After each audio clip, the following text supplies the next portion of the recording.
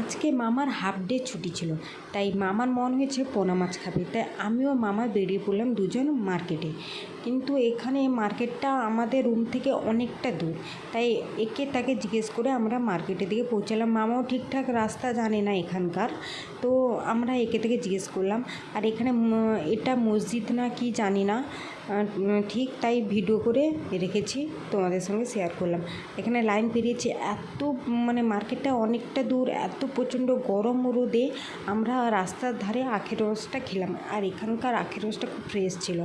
আবার দুজন বেরিয়ে পড়লাম। অবশেষে আমরা মাছের মার্কেট পেলাম, কিন্তু আমরা যে মাছটা খুঁজেছিলাম সেই মাছটা এরা চিনে না, বলছে জানে না যে মিষ্টি মাছ এটা কি, যে পোনা মাছটা এরা জানে না। এখানে বিভিন্ন রকমের সামুদ্রিক মাছ আছে যেগুলো আমরা কোনোদিন দেখিনিও আর কোনোদিন খাইনিও। বিভিন্ন রকমের মাছ এখানে, মাছের রেট মাংসের থেকে মাছের রেট প্রচুর এখানে। তাই আমরা বিভিন্ন রকম মাছ দেখেছি, কিন্তু যে মাছটা খুঁজেছিলাম পাইনি। অবশেষে আমরা একটা নোনা মাছ কিনেছি, কিন্তু সেগুলো মোরালি মাছ কিনেছি আমরা, নোনা মাছ, সামুদ্রিক মোরালি মাছ কিনেছি।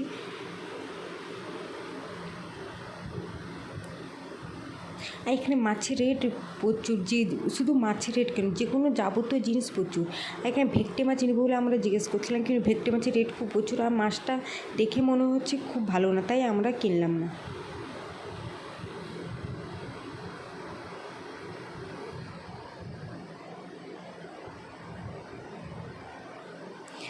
তোমরা দেখো বিভিন্ন রকমের সামুদ্রিক মাছ, বিভিন্ন রকমের, আমি কোনো দিন দেখিনি।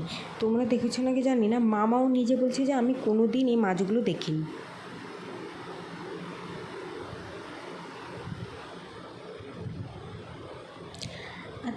আর এখানে গোয়াতে প্রচণ্ড গরম, এখানে এত গরম যে আমি আর মামা রাস্তা তো খুঁজে পাইনি, মার্কেটটা যে কোথায়, দুজন পুরো ঘেমে গেছি।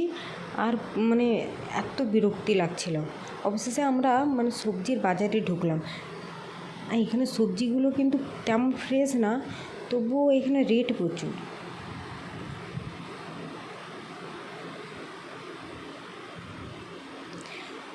তো তোমাদের ভিডিওটি কেমন লাগলো অবশ্যই জানিও।